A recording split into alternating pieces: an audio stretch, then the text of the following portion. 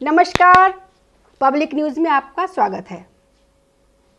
कांग्रेस सांसद शशि थरूर बीते कुछ दिनों से भाजपा और पीएम मोदी के करीब नजर आए हैं। अब मोदी सरकार ने शशि थरूर को एक अहम जिम्मेदारी सौंप दी है। पिछले कुछ समय से कांग्रेस सांसद शशि थरूर चर्चा में है।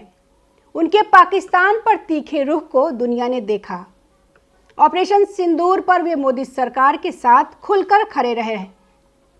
कांग्रेस भले ही उनके बयान से असहज नजर आती रही, लेकिन सरकार में बैठे लोगों को उनका राष्ट्रवादी रुख पसंद आया। अब इसी रुख का उन्हें शायद इनाम भी मिल गया है। मोदी सरकार ने थरूर को पाकिस्तान प्रायोजित आतंकवाद के खिलाफ अंतर्राष्ट्रीय मंचों पर भारत का पक्ष रखने की जिम्मेदारी देने का फैसला किया है।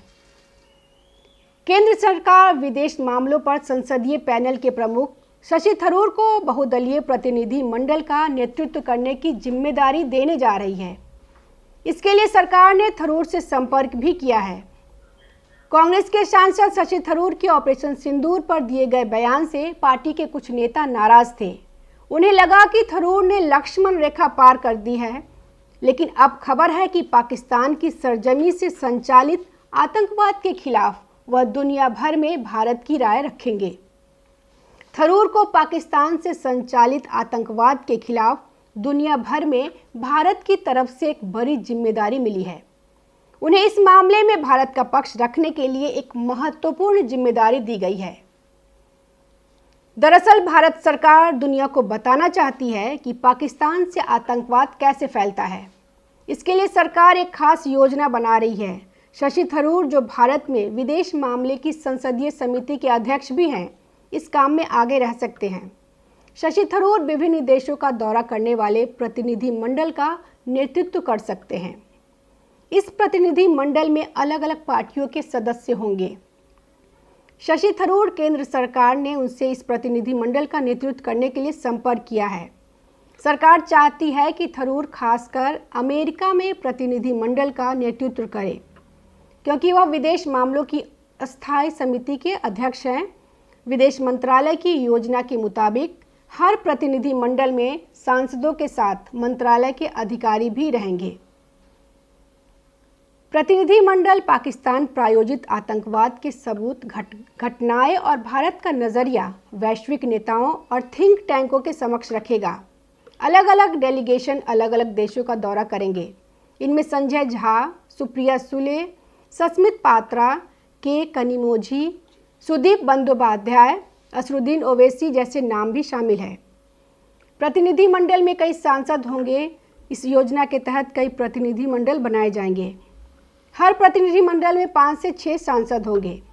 उनके साथ विदेश मंत्रालय का एक प्रतिनिधि और सरकार का एक और अधिकारी भी होगा। सांसदों को कहा गया है कि वे अपने पासपोर्ट और यात्रा दस्तावेज तैयार रखें। एमईए यात्रा से जुड़ी सभी व्यवस्थाएं करेगा।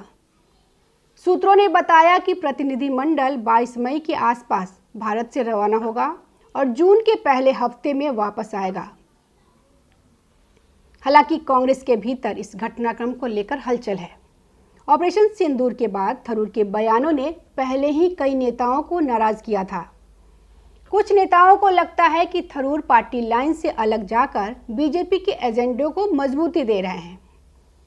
ऐसे में अब उन्हें सरकार से जिम्मेदारी मिलना पार्टी के लिए असहज करने वाला है। थरूर पहले ही कह चुके हैं कि उन्होंने एक भारतीय नागरिक के तौर पर अपनी राय रखी थी, न कि कांग्रेस की तरफ से। अब देखना है कि कांग्रेस का इस पर आधिकारिक बयान क्या सामने आता है। गौरतलब है कि ऑपरेशन सिंदूर पर शशि थरूर के समर्थन के बाद कांग्रेस पार्टी में कुछ लोग उनसे नाराज थे। इसके बाद थरूर ने अपनी बात साफ की। उन्होंने कहा कि उन्होंने जो कुछ भी कहा है वह एक भारतीय नागरिक के तौर पर उनकी निजी राय थी, न कि पार्टी का आधिकारिक रुख। थरूर ने कहा कि इस समय संघर्ष के समय मैंने एक भारतीय के रूप में बात की। मैंने कभी भी किसी और के लिए बोलने का, मैं पार्टी का प्रवक्ता नहीं हूँ, मैं सरकार का प्रवक्ता नहीं हूँ। मैंने जो कुछ भी कहा है आप उससे सहमत हो सकते हैं या असहमत भी हो सकते हैं। इसके लिए मुझे व्यक्तिगत रूप से दोषी ठहरा सकते हैं और यह ठीक है। नमस्कार। ताज़ा खबरों से जुड़े रहने के लिए हमारे चैनल को सब्सक्राइब करें और बेल आइकन को दबाना ना भूलें ताकि हर खबर की नोटिफिकेशन आपको मिलती रहे।